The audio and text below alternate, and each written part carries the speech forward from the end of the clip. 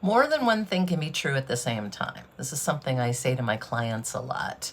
For example, you can have compassion for somebody who had a very abusive childhood and still not condone their present behavior. They didn't have a choice when they were growing up. They do have a choice now. Many people grew up in abusive environments. They don't go on to abuse others. It's about stopping the pattern.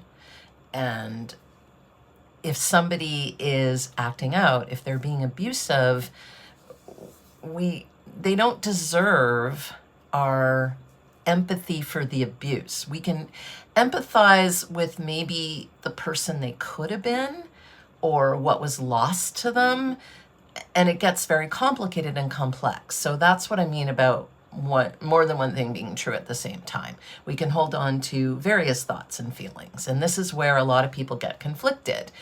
For instance, they might think, oh, but this poor person, they have a mental illness, they can't help it.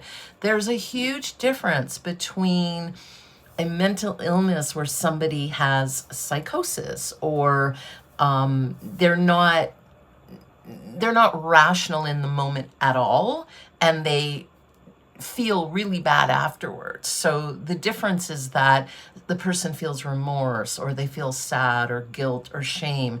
They have empathy. They just couldn't act a certain way in the moment. That's a big difference between a person with zero empathy and they act out and they abuse, but they have no remorse. They have no shame. They have no guilt.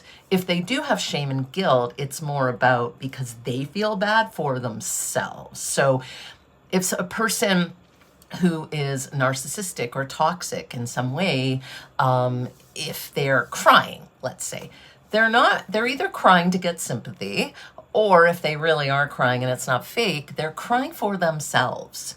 They're crying from their own narcissistic injury, from their ego injury.